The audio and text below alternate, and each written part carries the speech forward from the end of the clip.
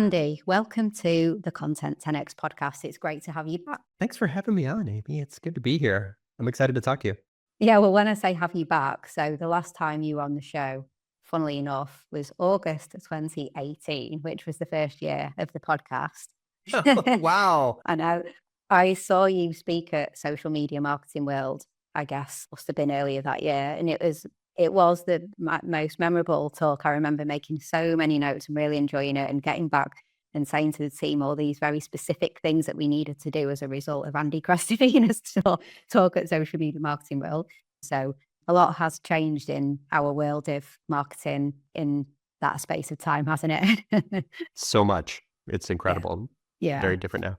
I continue to really enjoy, all the content that you put out into the world. It's always fantastic.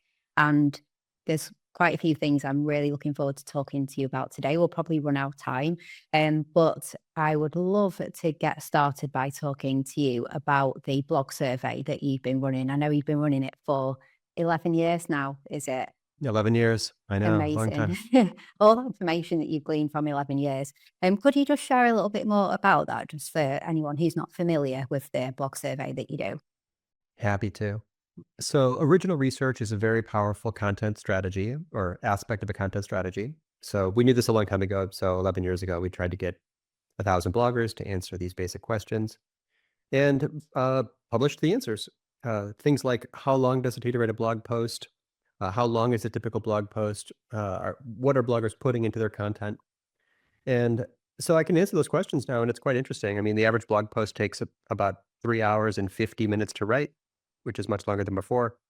The average blog post is about 1,400 words, which is much longer than in the early days. But the short takeaway from it sort of is that the things that you do that are bigger efforts are often the things that make the biggest difference. So some of the highest performing content is very long, very visual, lots of images and screenshots and charts and diagrams, and very collaborative. So quotes from influencers. So after so many years of looking at all the data, I kind of concluded here at the end of this year's report that says, you're kind of, a blog is sort of competing in a way with a social stream. So to make the blog compelling in the context of the visitor maybe coming from a social stream, sort of make it look like a social stream. The highest performing content almost feels like a social stream. Lots of points of view, lots of images and video. It's quite long. So if there's a simple takeaway, it's sort of make your content look and feel more like a social media stream in that it's very collaborative, very visual. Yeah. And when you define, the most like success, so you were saying like the most successful, put the most time in, like the longer visual, what are you determining as the success parameter of that being more successful? Yeah, you asked the most common question, and quite honestly, it's an inherent challenge and almost flaw with the research, because one of the questions is, which of the following best describes your blogs? I get disappointing results, I get some results, I get strong results.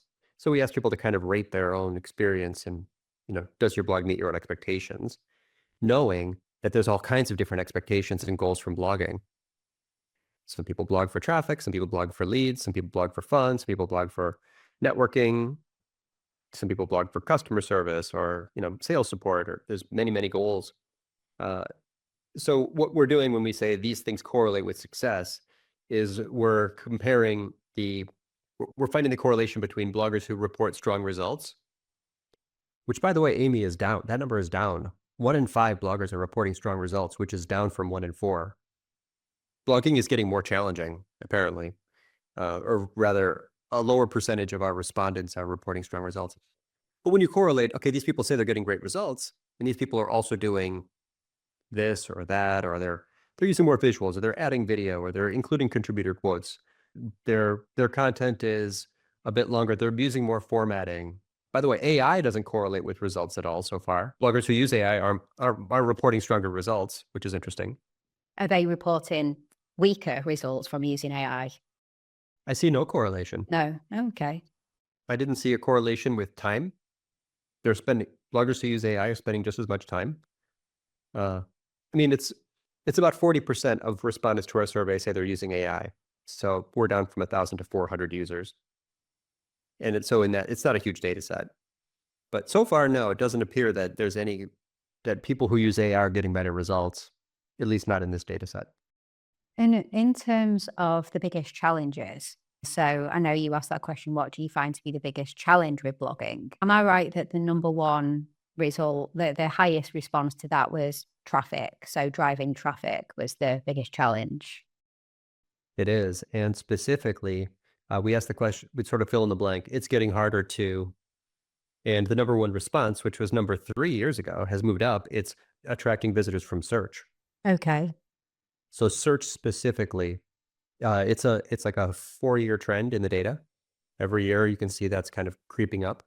So the number one answer to that question, what is getting harder? It's attracting visitors from search engines, and the majority of bloggers report that it's attracting visitors from search engine is harder to do than before. And so I guess like when we think about that and we're thinking, okay, well, one of the reasons for that will be that you're competing with AI snippets at the top of Google, et cetera. So people are just going to get the answer and they don't need to click on anything. So you put all that effort into writing that post and bam, there's the answer. We don't click on anything. And then of course, some people don't go to Google as much as they previously would. Personally, I find myself going to Perplexity an awful lot these days, whereas I probably would have done a Google search even this time last year. So do you think that the combination of that in particular, of AI, zero-click responses, more use of AI within search, is that probably one of the biggest reasons that people are just seeing, poof, like the big drop in search traffic from blog posts? Yeah, I like the way you asked that because I really do see those as separate. The first one is declining click-through rates from Google, and that is an old story. And you can see the trend in the survey data. This goes back long before AI overviews. So it happens gradually over time, but Google puts more and more SERP features, search engine results page features in search results. So when the featured snippet appeared, then there was no more clicks on the short answer definition type key phrases. I remember back in the day, people used to make glossaries for SEO. That doesn't work at all anymore. And then Google put in the people also ask box. And now all of those short answer type queries are zero-click queries now. So Google keeps putting more and more things into search results, video carousels and maps and ads and all kinds of things. Now the AI overview is just another one of those. So now it's time to, when you consider a key phrase, to ask yourself, is this a visit website intent key phrase? Or does this person doesn't really want to visit a website and Google doesn't want them to leave anyway, so they're just going to keep them. The person just wants an answer. So if you're ever considering a key phrase, of course, you search for it and look closely at the search results and ask, like, would there be a click-through from this? Or does Google satisfy the information intent without a click? So that's the main thing. I mean, just focus on the phrases for which the answer is very detailed, or the person's looking for a service provider. Those phrases still have good click-through rates. The other half of your question, Amy, about is people using Perplexity, which I love. But that is Google itself being disrupted. That is the user skipping the search engine and instead going to generative AI, knowing that that's sort of a cleaner, faster, easier, more lightweight, more private way to use the internet. It's using the internet in a clean, no browser, no ads, no pop-ups, just the answer. And it's fantastic. It's a great way to get information. So the response to both these is a bit similar. You want to appear in AI overviews and you want to appear in Perplexity responses. That opens up this giant new field of marketing, actually, of optimizing for AI, AI mentions, which is exciting. Yeah, and when you talked about the visit website intent key phrases, so making sure that you're going to put time and effort into creating a piece of content, if it's for SEO, that people are going to want to get to that piece of content and go deeper.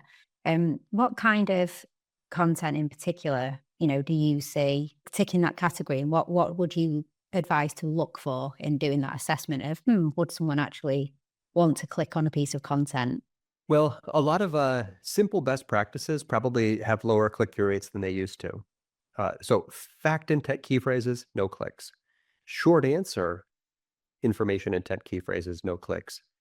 Longer form, detailed answers, like someone who's looking for, a how-to that AI isn't going to give the best answer, maybe. For example, someone asked me, "Oh, if I change my domain name, how do I preserve my rankings?" Well, I've got an article on that, and a video, but it's like 17 steps and it's like 4,000 words.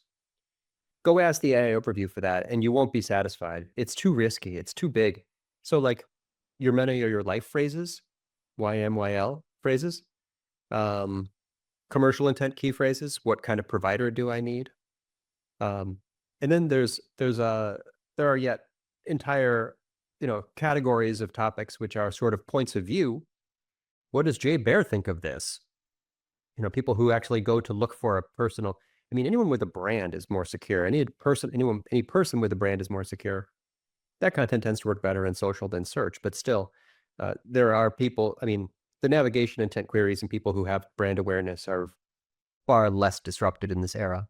And if you are to go to, say, Perplexity, as we were both saying, it's such a great tool, and you choose to go there to find something out instead of going to Google. And the great thing about Perplexity, of course, is that it does provide the sources of information that it based its response on. So if people are going to go there instead, so they're not going to find your visit website intent content because they did choose they went to Perplexity to ask this question. Do you have any insights into how you can be the resource that Perplexity chooses to share? Like what is it looking for that might be different to Google and its returns? Yeah, I just did a video about this, like 7 ways to get AI to recommend your brand or your content. The first, obviously, is don't block your site from AI. Some people are worried about copyright and they're blocking their site Oh wow. Okay. using the robots.txt file. So that's like technical SEO. The second is to simply make sure that your content is indicating its relevance. Use keyword-focused headers and body text and title tags, which is a lot like on-page SEO. Also, we should make sure that our word is present everywhere, be in directories, be in review sites, awards, anywhere where you can appear, which is actually a lot like local SEO. Write guest posts because you're going to expand your digital footprint. So a lot of what those sites do, if you're looking for a recommendation, is they're pulling from a list from some authority website. So including yourself in articles written for other properties is a way to become more visible, which is a lot like link building or digital PR. So it's sort of strange, Amy. The ways that you do it are the things that we've always done, but we now do them with a little bit different angle. I just mentioned technical SEO and on-page SEO and digital PR and directory marketing. Those are all things that will help you get mentioned in AI when you click through to sources. You can also track traffic from AI using Google Analytics and analyze which content is getting click-throughs. For me, I'm seeing the detailed how-tos and the original research. People want to see, like, what does this guy know? How does he know it takes 4 hours to write a blog post? Oh, I'm going to click and see this. Oh, it looks like a credible piece. But in the end, I think this is an era when we all have to try to track these things and monitor them and just stay very active in content, because content marketers are feeding the AI training data. So keep writing, write for yourself, write deep, write for everyone, share strong points of view, conduct original research, write keyword focused content. These are all. So even though the channel has changed, I think the strategies will feel surprisingly familiar. Have a good, strong point of view and create really good content. Yeah. I interviewed Christopher Penn on the Content 10X podcast a little earlier this year, and we were talking about generative AI search in that conversation. And he said very similar to you. I remember very specifically, he said that he thinks that you should create the most high quality content on that topic and the most on that topic. So I think he said you need to create the most best content on that topic, which doesn't sound hard at all, does it? Like, everything needs to be top quality and it needs to be the most as well. But it was exactly what you were saying. It's the quality rises up to the top and then you need to be kind of fairly prolific. And he said the same as you about managing your brand and making sure that have very clear statement of who you are, what you do, what you want AI to pick up to be known for, which is what kind of the things we've been doing anyway for search, I suppose. I guess he said if you aiming to win at traditional search, then you'll stand a good chance of winning in generative AI search as well, which makes sense. Yeah, I think so. Uh, if Chris may have said these things, but probably for all of us, it makes sense now to be a bit more narrow and try to win for certain topics instead of, oh, this is kind of adjacent to my stuff. I've never written about it, but I'll try it. Like, I think go deeper in each piece and into that topic. So you want to write all the closely related stuff. And also, I don't know if Chris said this, but write for everybody. Pitch, be present. I don't think you will fare as well if you are only writing for your own domain. That's really putting a lot of eggs in one AI training data basket. It is, isn't it? In terms of creating the content that AI can't create, and so if we're up against AI, let's just create the content it can't create, the independent research, interviewing experts in your organization, just putting things out that is completely differentiated from all of the same content that AI is putting out there. So this is something I've been pondering because we're doing a series on the podcast. It's basically called Creating Content That AI Can't Create. And we're just talking about all those different types of like independent research reports, expert interviews, things like that. And I was pondering the other day how you create this independent piece that nobody else has created and then you publish it. And as you said, you aren't blocking the bots on your site and you're putting it out there and you're sharing information, things like that. Well, then it gets to a point where the independent piece that you did create has now been ingested by all these LLMs and suddenly they are sharing it. Do you feel like there is that element of almost like the race against time then, that there's only a certain period of time that you could say, this is very undifferentiated content and only mine, before suddenly it has been, I like to think of a robot, eating it up and then spitting it out elsewhere. I suppose, but if you are, so let's take Jay. Jay decides he wants to own the tequila category. So this is Jay Bear, who's moved into B2C marketing, and he's a great example in a lot of ways. So if Jay creates the best resources online for understanding your preferences and which tequila matches your preferences and the history of these and the story behind these and the points of view, will AI gradually just become much, much better at recommending tequilas? Maybe, but by that time, Jay will own it. He's gonna dominate every other channel as well. I mean, he will have built the audience, he'll build the community, he owns its search, he'll own domain authority in search. He'll own the audience in social. He'll have the biggest list for email. He'll have all the followers. Instagram is huge for him. So maybe yes, but does AI make it less valuable to own a category? Possibly, but it's still very, very valuable to own a category. If Yeah. you'll build a huge brand, you're going to become quite successful on that path. I don't worry about that. It's because by that point, you're sort of top of mind already, and you don't care about search or AI. Everyone knows you. Yeah. Yeah. That's why brand is just so important, isn't it? But you mentioned earlier about how, with the research study that you did, the blog post survey, it was really interesting to see that there wasn't really much of a difference between using AI or not using AI with the results or the amount of time people spend and things like that. And I guess when we say use AI, when it comes to blogging, it can mean a lot of things, can't it? From the person that literally just puts a poor prompt in and says, write me a blog post on this, to, like, for example, at Content 10X, we wouldn't use AI to write a blog post, but we say that it helps at the start and the end of the process. It can be good to help you do some research and find some avenues to explore for the blog post. And then at the end, it can be good for reviewing and doing a tone assessment and things like that, but not really the bit in the middle. So there's like the step back review side for you to just write me a blog post. What are your views on that in terms of where do you see it fitting into that content creation process to have the most impact and be most successful for your contributions?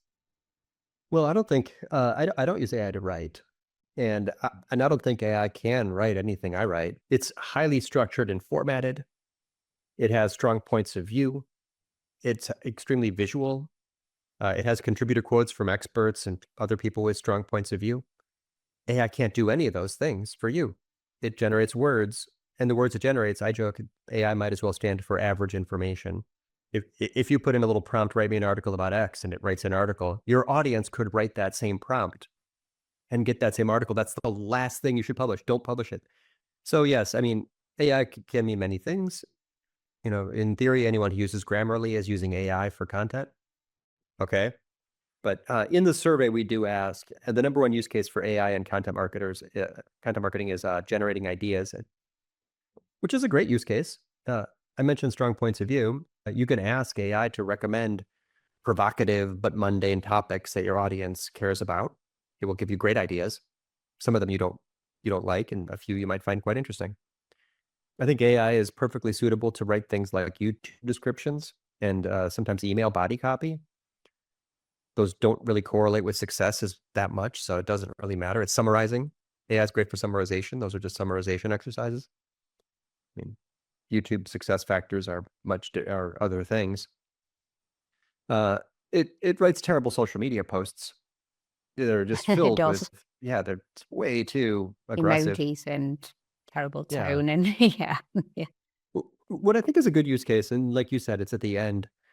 If you give AI a detailed persona of your reader, and then give it the article, and say, what are the most important things missing from this article uh, based on my persona's information needs, just as a double check, like a final check on, are there any gaps in my content?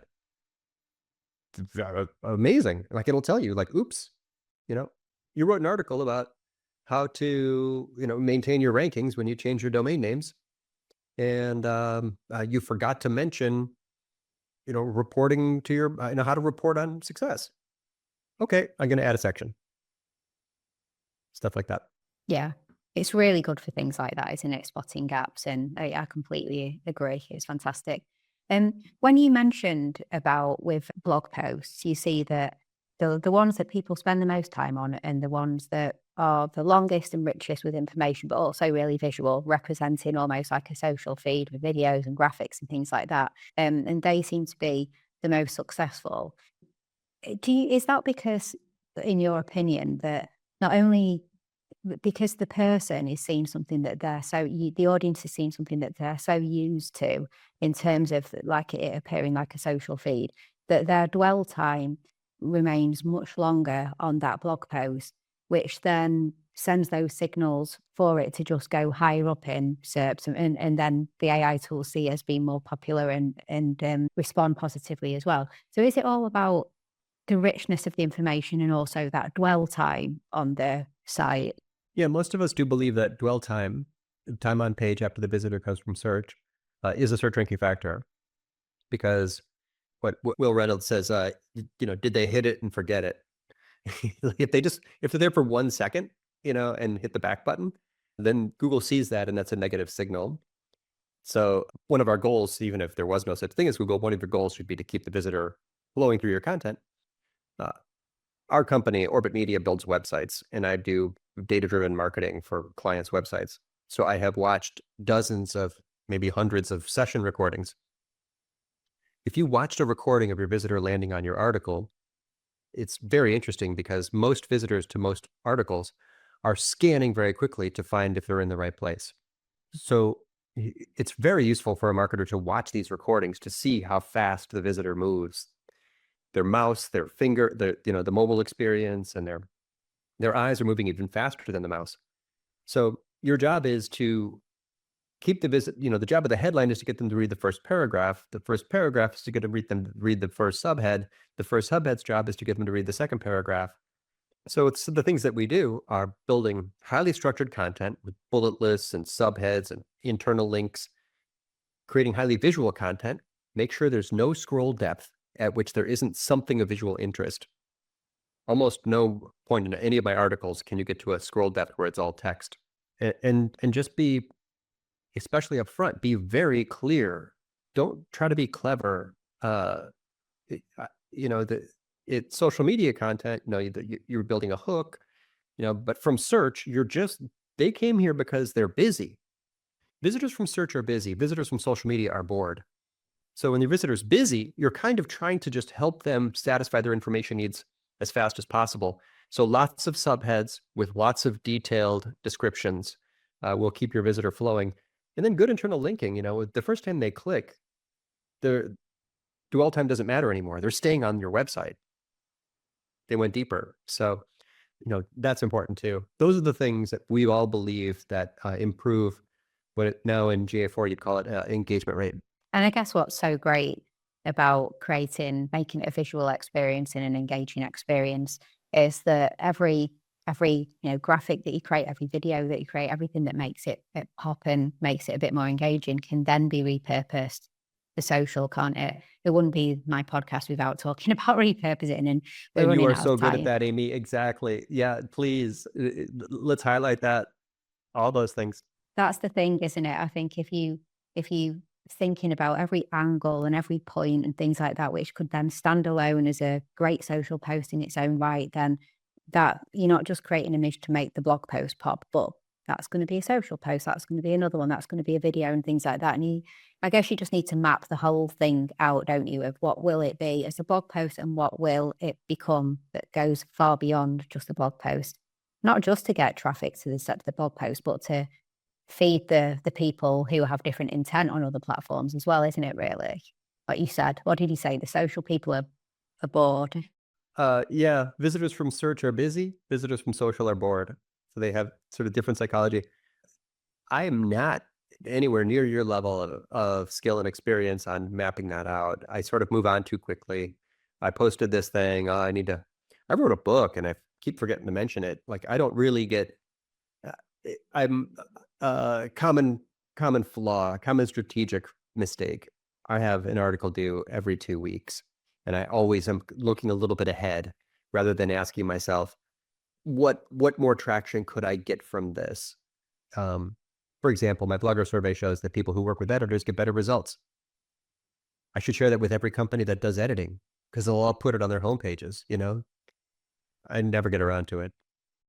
Yeah, it's woulda, coulda, shoulda. It's those. You should. Like the thing is, that's what we do. So like my brain is just constantly thinking of repurposing. But I can't imagine. You'd probably be shocked if you looked at the back end of our website or like some of the things that we're not the great specialists in. So it's just how it goes, isn't it?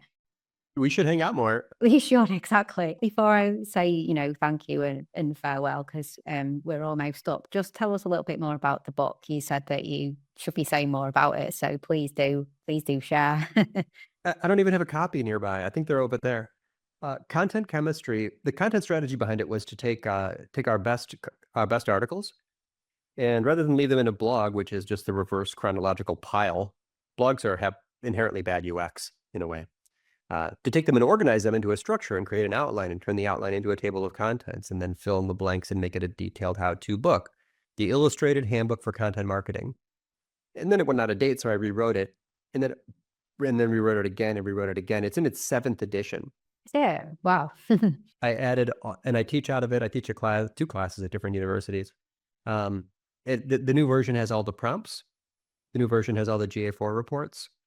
But it's everything I've ever learned, and I mean, it's all of my content in one place. You can find it on Amazon or wherever.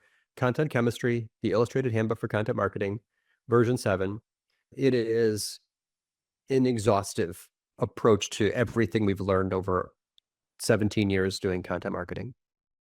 Yeah, it's fantastic. I need to get the updated version, and I'm not just saying this. I'm going to go straight to Amazon and get that because I do have a version from. I guess I was holding it when I interviewed you in 2018, and I actually bought a copy for 2 people in my team and sent it to their houses as well. Yeah, because I thought it was excellent and bit of personal development. Here you go. I've sent you a book. Read this, because I thought it was excellent, and I haven't done that often. I should really do that more often, give books to the team, but I specifically remember ordering them and sending them to their houses, so I need to get the most up-to-date version. I actually didn't realize that you'd updated it, so I will be getting that. So everyone listening right now, go get Content Chemistry. That's I should mention it more. I don't think anyone knows. It's a secret. Let's not tell anyone. Yeah, that's what you do with book marketing, isn't it? You make it best kept secret that you've written a book.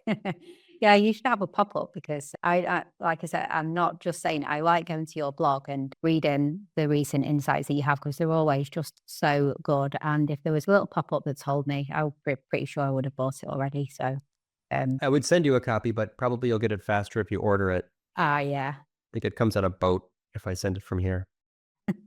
Yeah, no, that would be great. Well, I will get a copy. Well, thanks so much, Andy. We could talk. There's so much that I could talk to you about, but the time is up. So, as well as everyone going and getting a copy of your book, is there any other action that you would like people to take who've been enjoying listening to this episode? I'm active on LinkedIn, and there's a lot of noise on LinkedIn. So I right now have the blue button set to follow, but you can skip that. Anyone listening, just go to the three dots and go to the menu and click connect and just say, hey, I heard you on Amy's show. You're all welcome to connect with me on LinkedIn. And if you send an actual connection request, then we can, send messages to each other. Awesome. Well, thank you so much for coming on once again, Andy. It's been a fantastic conversation. So, really appreciate it. Anytime. Let's collaborate more.